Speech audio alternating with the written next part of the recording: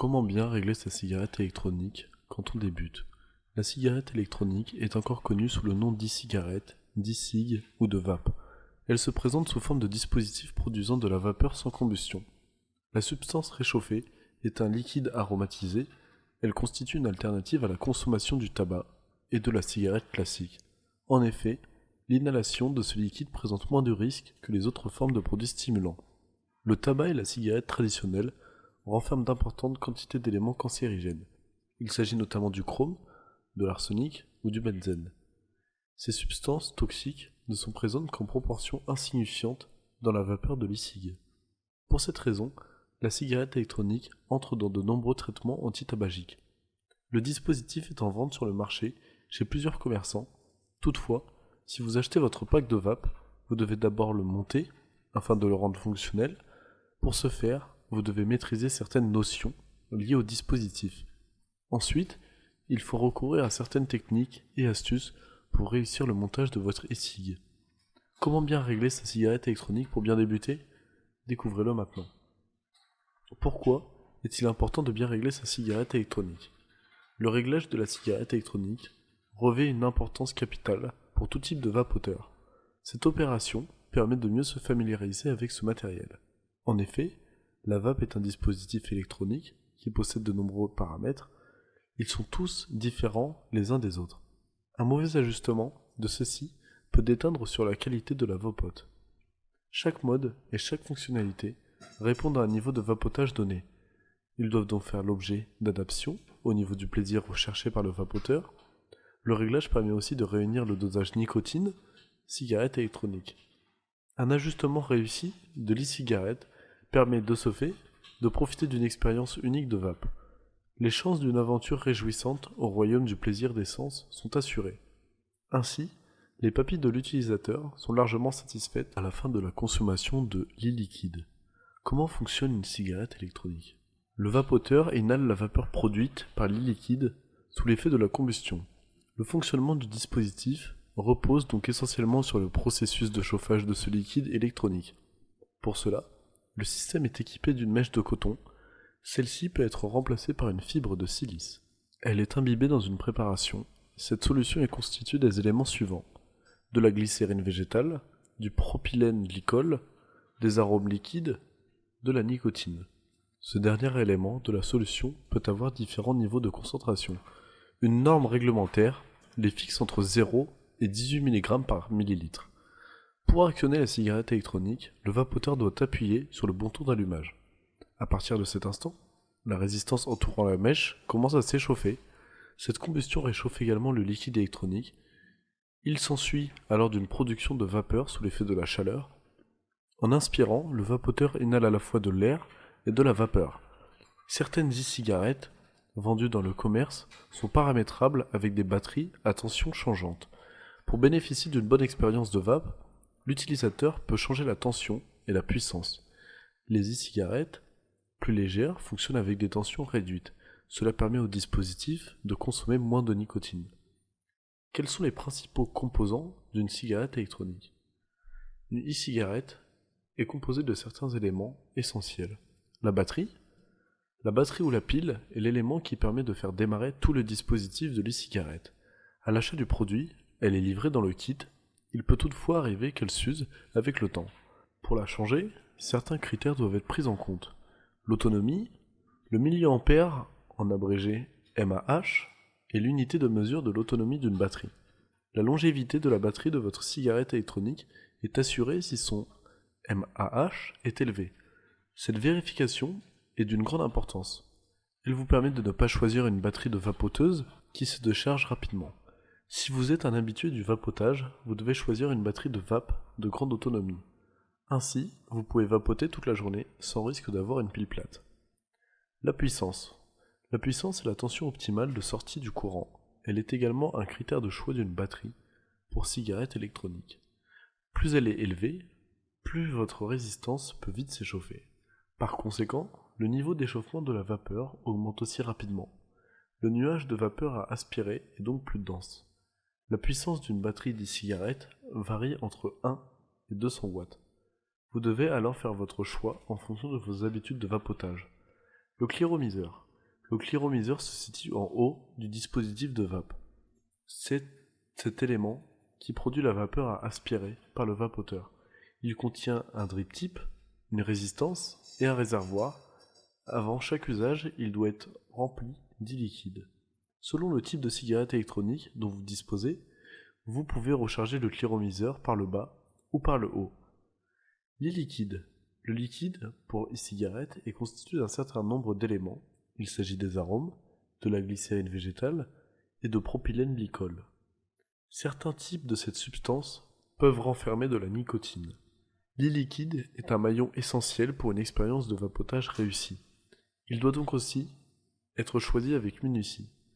Si vous recherchez une densité de vapeur élevée, optez pour un liquide avec forte teneur en VG.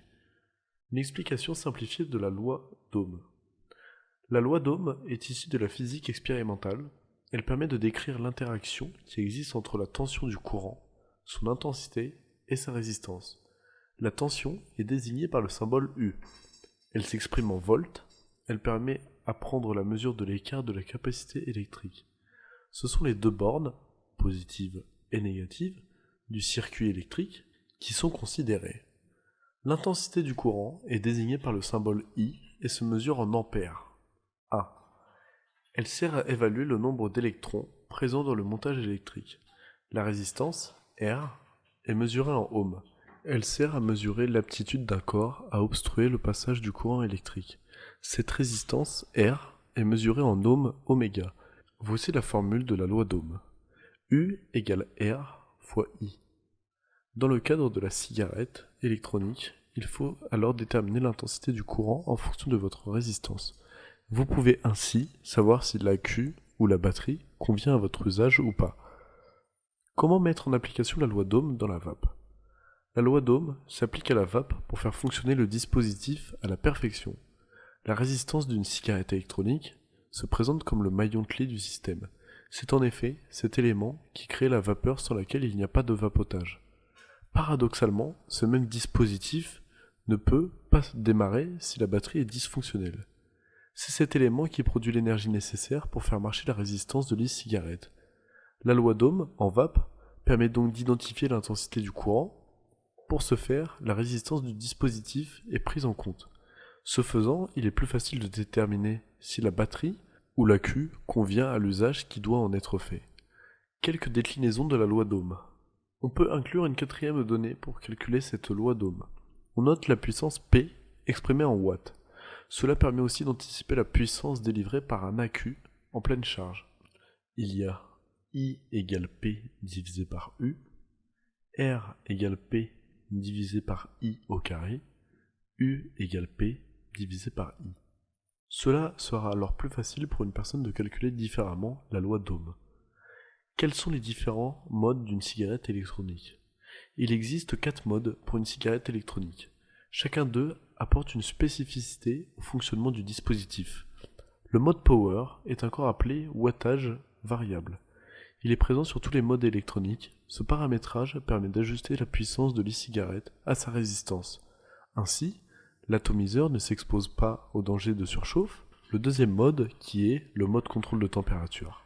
Le mode contrôle de température est un paramètre qui permet au vapoteur de contrôler la température de la vapeur. Il n'est fonctionnel que sur des types spécifiques de résistance. Le mode bypass. Le mode bypass est un réglage qui permet de passer du mode électronique au mode mécanique. Le mode électronique apporte un effet, une métamorphose profonde à une e-cigarette. Il permet de mieux optimiser la qualité du dispositif. Pour cela, il intègre de nouvelles fonctionnalités et éléments électroniques. Le mode mécanique est quant à lui une vape sans réglage ni paramétrage. Le bypass a la particularité de donner plus de puissance à la cigarette en un clin d'œil. Il y a aussi le mode curve. Le mode curve est aussi désigné sous l'appellation mode preheat. C'est cette fonctionnalité qui permet de personnaliser la vape au goût de son utilisateur. Cela permet d'obtenir des expériences de vapotage de qualité maximale. Ce mode reproduit des courbes pour faire fluctuer à la fois la tension, la température et la puissance. L'inhalation indirecte ou MTL. Le vapotage par inhalation indirecte consiste à aspirer d'infirmes quantités de vapeur. Celle-ci reste quelque temps dans la bouche avant de se rediriger vers les bronchites. La vape, MTL, permet de prendre progressivement goût avec l'inhalation. Ainsi, le néo-vapoteur peut prendre le temps de mieux apprécier sa nouvelle expérimentation. Il n'est donc pas brusqué dans ses nouvelles habitudes. Les vapoteurs expérimentés peuvent aussi vapoter en inhalation indirecte. Cela permet de vivre une expérience de vape qui vous rapproche de celle de la cigarette classique. Comment effectuer les réglages adaptés pour une inhalation indirecte? Pour bien régler une cigarette électronique afin de vaper en inhalation indirecte, il suffit de réduire l'airflow de votre cliromiseur. Si cet élément est équipé d'une attache de rotation adaptable, resserrez les entrées d'air. Ainsi le vapoteur inhale de minces vapeurs. Cependant, certaines cigarettes électroniques ne disposent pas d'airflow ajustable. Dans ce cas, passez à la vape MTL en augmentant la résistance du dispositif. Elle doit excéder 1 ohm. Comment bien gérer la température? La gestion de la température d'une e-cigarette se fait dans le paramètre contrôle température. Utilisez l'icône Lock pour indiquer la valeur basique à froid de la résistance. Puis, optez pour une température se situant entre 100 et 315 degrés. Ce réglage permet une réduction automatique de la puissance lorsque la résistance maximale indiquée est atteinte. Si cette interruption entame l'efficacité de votre vapotage, vous pouvez réajuster. Il s'agit de remonter légèrement la température maximum jusqu'à trouver l'équilibre recherché. Comment bien régler la cigarette électronique pour ne pas tousser? Dans l'éventualité où votre e-cigarette vous fait tousser, vous devez ajuster certaines fonctionnalités du dispositif. Vous pouvez par exemple abaisser le taux de nicotine de votre liquide électronique. Vous pouvez aussi vérifier si le propylène glycol n'a pas séché. Dans ce cas, montez la mesure de la glycérine végétale. Vous pouvez par ailleurs ajuster la puissance de la cigarette électronique à les liquides utilisés. En somme, pour des raisons pratiques, il est important de régler la vape pour bien débuter. Cela permet d'obtenir une cigarette électronique qui ne coule pas. Pour fonctionner, le dispositif est alimenté par un nid liquide. La combustion produite par la mèche qui est introduite se transforme en vapeur. C'est elle qui est aspirée par le vapoteur. La cigarette électronique est composée de certains éléments essentiels. Il s'agit de la batterie, du cliromiseur et de l'île liquide. La loi d'Ohm est utilisée pour mieux apprécier la relation entre la tension, l'intensité et la résistance. Ajoutons qu'une cigarette électronique a 4 modes. Chacun d'eux a une fonction précise. L'inhalation indirecte est recommandée pour débuter. Pour cela, certains réglages sont nécessaires. Il existe aussi des astuces infaillibles pour bien gérer la température d'une cigarette électronique. Il est aussi possible de régler la box pour ne pas tousser. Ainsi, vous pouvez opter pour une cigarette électronique sans nicotine.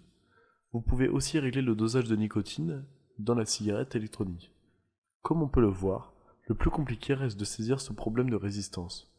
L'utilisation du bon accu est très important pour avoir une expérience de vapotage idéale. Il faut alors comprendre ce concept. Les parties intéressantes sont les variantes de la loi d'Ohm qui permettent de la calculer plus facilement. On peut alors voir venir des résultats sur une plage d'utilisation conseillée de wattage.